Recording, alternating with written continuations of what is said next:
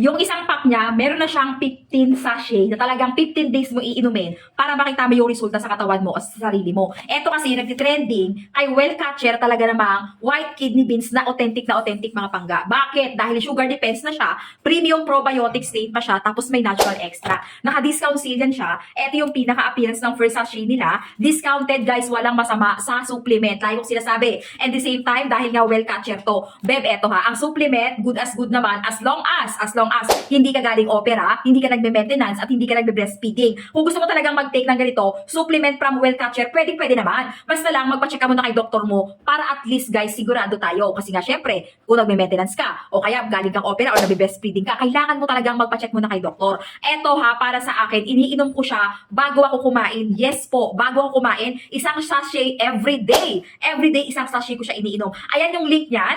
Well Catcher Bebs ko, i-check out nyo. White kidney beans talaga namang kailangan din ng katawan natin. No? Walang masama sa supplement again and again. Ayan siya, i-click nyo yung basket dyan, yung yellow basket para authentic yung mag-check out nyo. From Well Catcher talaga.